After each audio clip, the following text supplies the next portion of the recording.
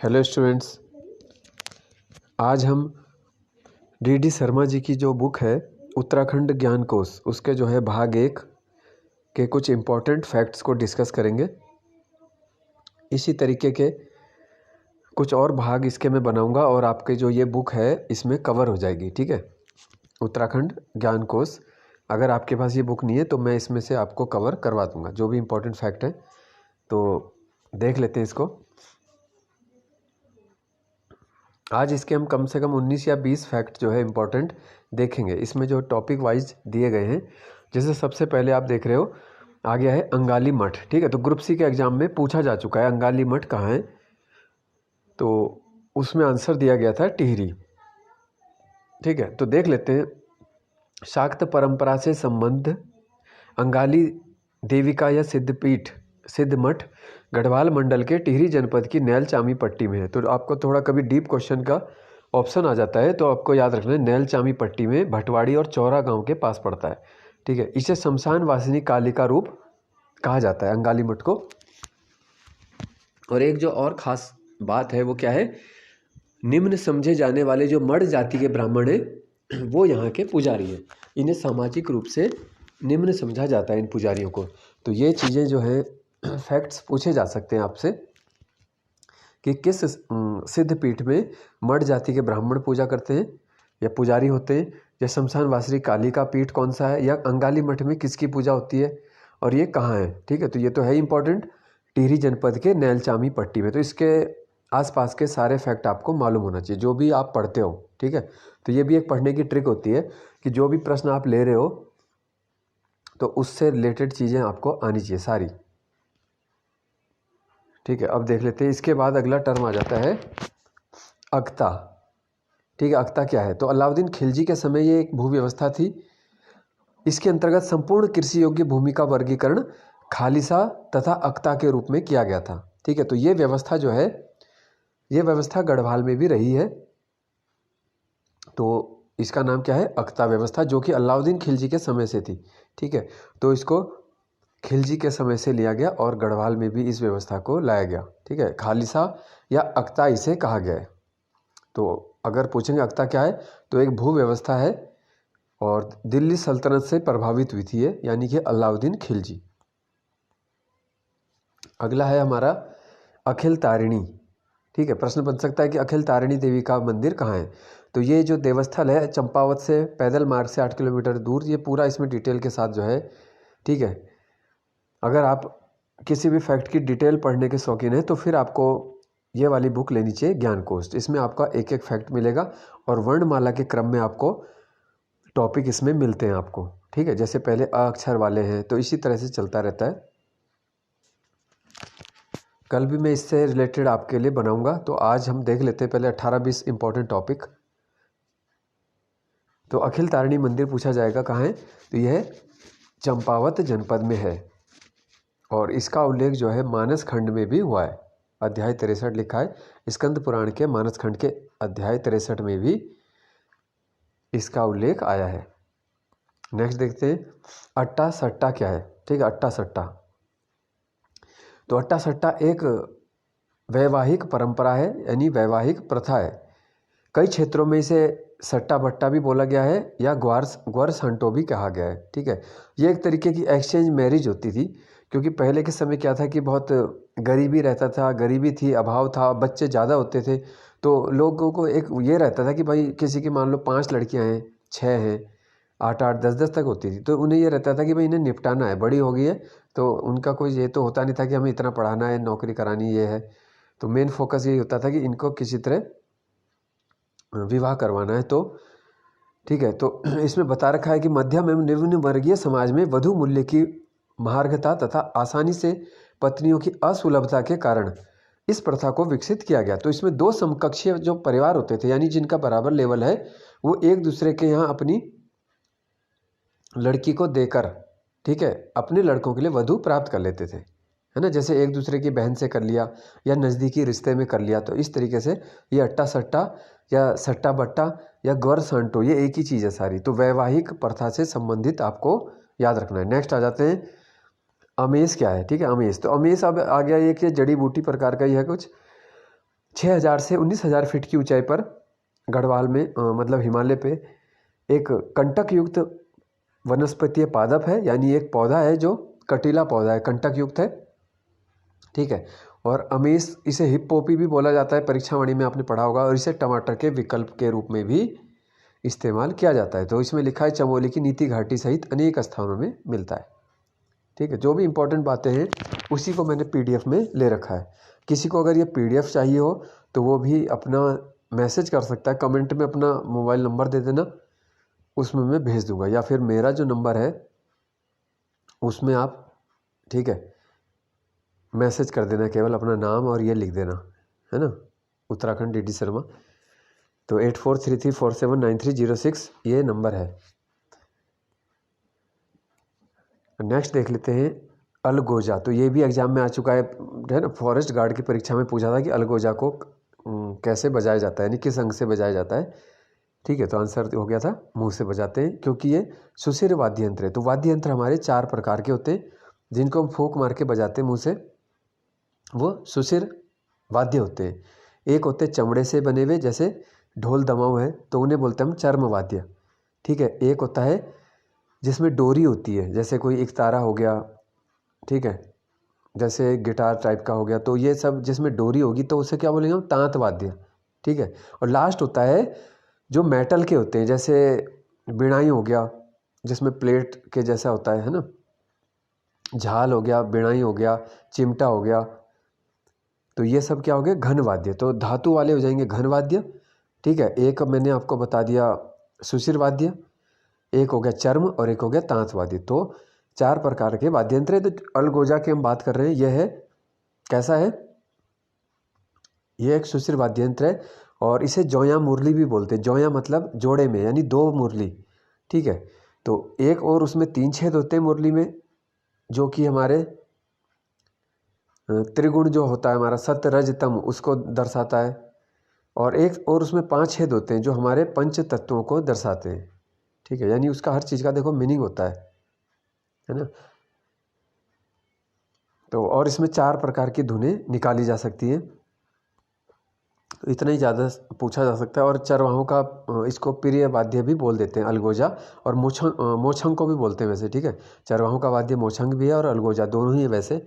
तो ऑप्शन के हिसाब से जैसे आएगा वैसे आपको लगाना है। नेक्स्ट देख लेते हैं इंड्रा क्या है, ठीक है। इंड्रा तो मरोज, जौनसारी लोग मरोज एक उत्सव मनाते हैं, तो उनका उस समय लोकप्रिय भोज्य व्यंजन है, ठीक है।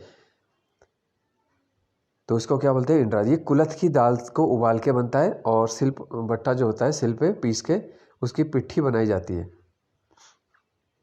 तो ये कुलथ की दाल से बनता है इंड्रा। इसी तरह एक आपने देखा होगा जो मांस से बनता है ना, मीट से जो बनता है, तो उसका भी कुछ नाम है, मुझे अभी ध्यान नहीं आ रहा है, लेकिन वहाँ पे गीमा पकवान, एक तो गीमा बोल देते हैं, वो भी है इसमें, ठीक है। तो याद रखना है आपको कि जो गीमा है वो भी मरोज के उत्सव पे अवसर पे बनाते हैं जौनसारी लोग। तो इंड्रा भी वही हो गया, ठीक है। नेक्स्ट आ गया इंद्रग वन, ठीक है। इंद्रग वन ये कहाँ है, तो ये पुरातन एक देवस्थल माना जाता है, पौड़ी जनपद में है, ठीक है, इंद्रग वन। और सुमाड़ी से केवल 2 किलोमीटर दूर है। इंद्र को समर्पित इसे एकमात्र देवालय मानते हैं, जैसे रघुनाथ मंदिर को श्री राम का एकमात्र मंदिर माना जाता है, इसी तरह इंद्र को समर्पित है इंद्रग वन पौड़ी में, ठीक है। अगला हम देखते हैं, 1 मिनट, हाँ। नेक्स्ट आ गया शक्ति स्तंभ। शक्ति स्तंभ भी बहुत महत्वपूर्ण है। लगभग 21 फीट ऊंचा एक विशाल त्रिशूल उत्तरकाशी के ऐतिहासिक विश्वनाथ मंदिर के प्रांगण में लगा हुआ है और इसके मूल का व्यास है 3 फीट, ठीक है। ऊंचाई हो जाती है इसकी लगभग 21 फीट। और इसमें नागवंशीय राजा जो है गोहनाग, है ना, श्री गोह जिसे बोलते हैं, 5वीं शताब्दी का एक लेख है। तो इंपॉर्टेंट हो जाते हैं फैक्ट कुछ, जैसे कौन सी सदी का है, तो 5वीं शताब्दी का हो गया, ठीक है। किसका है, तो राजा गोहनाग है, नागवंशीय है, केवल वंश का नाम पूछे तो नागवंशीय है। तो ये सब चीज़ें आपको याद रखनी है।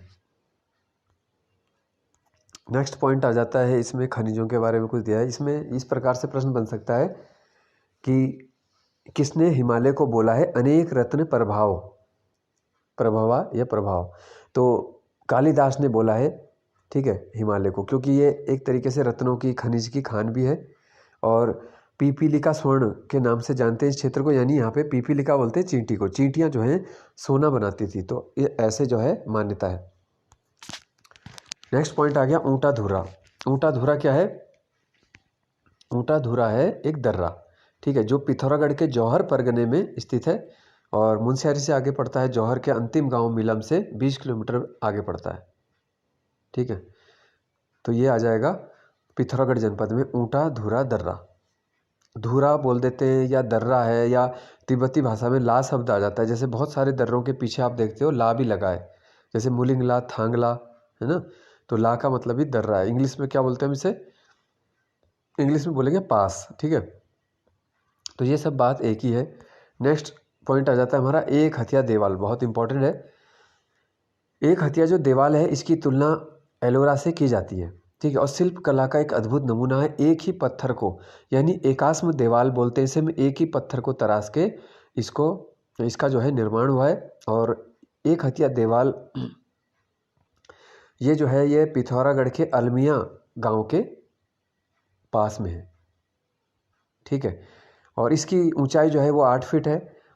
एक हथिया देवाल दक्षिण मुखी है, दक्षिण की ओर मुख है, इसलिए इसकी पूजा नहीं की जाती, ठीक है। दक्षिण दिशा को हमारे धर्म ग्रंथों और शास्त्रों में माना जाता है कि दक्षिण दिशा राक्षसों की है, इसलिए ऐसा भी कहा जाता है कि दक्षिण की ओर सिर करके सोना नीचे रात को, ठीक है। सबसे जो अच्छी डायरेक्शन मानी जाती है वो होती है पूर्व से और उत्तर के बीच की, यानी पूर्व में आप सिर कर सकते हो या उत्तर में, तो ठीक रहेगा। तो एक हथिया देवाल जो है वो दक्षिण मुखी होने के कारण उसकी पूजा नहीं की जाती। तो ये आपको इतनी चीज़ें इसके बारे में याद रखनी है। नेक्स्ट आ गया एक हथिया नौला। तो ये आपने सुना ही होगा। देखो चंदों के समय जो है बालेश्वर मंदिर का निर्माण जब किया गया था जगन्नाथ मिस्त्री के द्वारा, तो राजा ने जो है उनका हाथ जो है कटवा दिया था, एक हाथ, ठीक है, ताकि ऐसे ही वो शिल्प कला का प्रदर्शन कहीं और ना करे। तो ऐसे जो है कहा जाता है। फिर बाद में जो है जगन्नाथ मिस्त्री और उनकी पुत्री कुमारी कस्तूरी ने राजा के घमंड को तोड़ने के लिए चंपावत में ही एक हथिया नौले का निर्माण किया, ठीक है।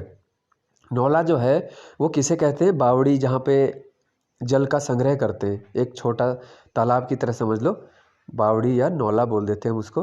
तो एक हथिया नौला कहा जाता है कि एक ही रात में इसका निर्माण करके वे वहाँ से चले गए थे, क्योंकि राजा के गुप्तचर जो है उनका पीछा कर रहे थे। तो ये भी जो है एक हथिया नौला हो गया, ठीक है। बालेश्वर मंदिर ये सब है आपका चंपावत। और एक हथिया देवाल हमने बताया पिथौरागढ़। नेक्स्ट आ जाते हैं औताली। औताली जो है टिहरी रियासत में एक टैक्स था, और किससे लिया जाता था? यदि किसी परिवार का कर्ता यदि औता बिना संतान के मर जाए तो उसकी मृत्यु पर, ठीक है, चल अचल संपत्ति को जब्त किया जाता था, और औताली कर के रूप में। इसीलिए क्या है कि ऐसा माना जाता है कि पहले के लोग बहुत सारे विवाह करते थे। अगर उनकी जैसे संतान नहीं होती थी तो दूसरा विवाह, तीसरा विवाह भी कर लेते थे, ठीक है। नेक्स्ट फैक्ट आ गया हमारा कंचनगंगा, ठीक है। पूछ सकते हैं किसकी सहायक है और कहाँ से निकलती है? तो चमोली में से ही निकलती है, और ये अलकनंदा की एक सहायक है कंचनगंगा। माणा घाटी में अलकापुरी के निकट कुबेर पर्वत से इसका उद्गम माना गया है। कंचन का मतलब होता है हिंदी में स्वर्ण, यानी सोने का एक पर्यायवाची है कंचन। कहा जाता है इसमें कंचन यानी कि स्वर्ण के कणों की विद्यमानता है, इसलिए इसका ये नाम कंचनगंगा रखा गया। और इसके नामकरण का आधार महाभारत के प्रसंग से भी लिया जाता है, ठीक है। अच्छा, इसके बाद हम देख लेते हैं। अब आ गया कठपुड़िया या कठपतिया देवी, ठीक है। पूछ सकते हैं कि कौन सी जनजाति से संबंधित है? तो कुमाऊं में शौका जनजाति, जिनका पिथौरागढ़ में निवास है, ठीक है। तो शौका जनजाति की एक देवी है कठपतिया या कठपुड़िया। इसको पथ रक्षिका देवी भी कहा जाता है, यानी जो रास्ते होते हैं वहाँ के लोकल रास्ते, उनकी रक्षक एक देवी है। इनका ना तो कोई मंदिर है, ना मूर्ति है, ना कोई पूजा का नियत समय और विधान है, ठीक है। कठपतिया का मतलब होता है काष्ठ या पाषाण के पत्र या पुष्प की भेंट ग्रहण करने वाली देवी, यानी जो ऐसी देवी जो लकड़ी या पत्थर की भेंट को स्वीकार करे, ठीक है। तो ये इसका क्या हो जाएगा, पिथौरागढ़ का, क्योंकि सौका जनजाति का क्षेत्र पिथौरागढ़ है तो इसका पिथौरागढ़ आंसर हो जाएगा। नेक्स्ट पॉइंट आ जाता है कठाले। तो देखो कठाले क्या होता है, एक प्रकार से घर जमाई रखने की सी प्रथा समझ लो इसको। यदि लड़की के पिता के पास पर्याप्त जमीन है, जरूरत से या इच्छा होने पर लड़की घर जमाई बने पति के अलावा एक या अनेक आदमियों को परिवार में रखकर कुटुंब का निर्माण कर लेती है, ठीक है। और पति के अलावा अगर कोई दूसरे व्यक्ति को वो अपने घर में रखती है तो उसे कठाले कहा जाता था।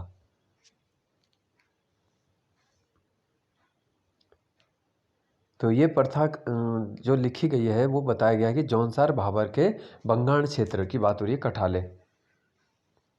और इसी से मिलती जुलती प्रथा जो है वो कुमाऊं में भी है, ठीक है। नेक्स्ट, और आज का जो लास्ट टॉपिक है वो है करकोटक, ठीक है।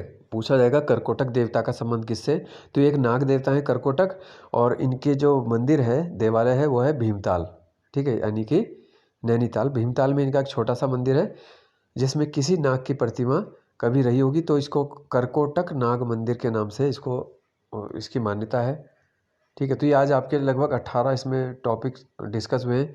इसी तरह मैं 18-20 टॉपिक आपके और बनाऊंगा, और इस तरह से आपके कुछ वीडियो में आपका ये इम्पोर्टेंट बुक जो है कवर हो जाएगी, ठीक है। बाकी आप जिन किताबों से भी रिवीजन कर रहे हैं, अपना परीक्षा वाणी या अन्य किताबें BS नेगी है, बहुत मैटर है ना, तो उसको पढ़ते रहिए। और क्योंकि आपका जो भी दिसंबर है, जनवरी है, फरवरी में जो भी एग्ज़ाम है, उसके बाद मार्च से जो है करीब सहायक के पेपर से उत्तराखंड का पोर्शन थोड़ा कम हो जाएगा। तो उसके बाद ही फिर एक विज्ञान की सीरीज भी मैं साइंस के लिए जो है स्पेशल शुरू करूँगा, जिसमें आपके पर डे क्वेश्चन रहेंगे, 10 या 20 क्वेश्चन का हम स्टार्ट करेंगे। तो वो बाद में किया जाएगा जब आपके एग्ज़ाम नज़दीक आएगा, ठीक है, कनिष्ठ सहायक। तो आज के लिए जो है इतना ही है। धन्यवाद।